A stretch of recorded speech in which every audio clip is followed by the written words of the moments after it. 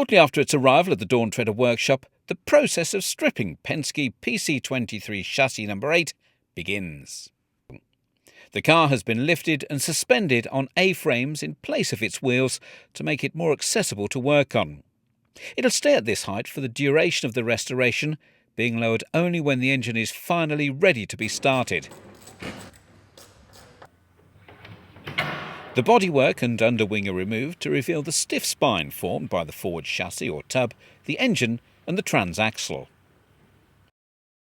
The team now has its first proper opportunity to assess the condition of the car. As expected, many of the ancillary components are missing and will have to be located or reproduced.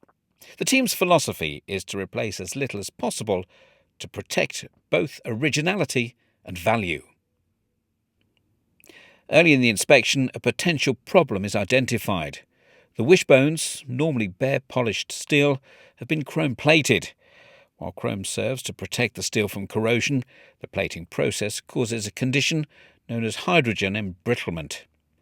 This occurs when hydrogen atoms diffuse into the surface of the steel, filling the tiny cavities between molecules.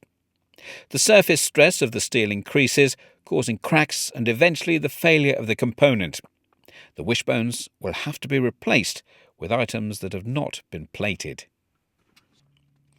At the start of the strip process, the car is split into its three main assemblies: the chassis, referred to as the tub or safety cell, the engine, and at the rear the transaxle. The transaxle, which houses the gearbox, differential and turbocharger, is removed first. Next, the engine mounting bolts are removed and the whole assembly is pulled back from the tub, allowing access to the rear bulkhead. As parts are removed, any details, such as the size of each fastener, is recorded.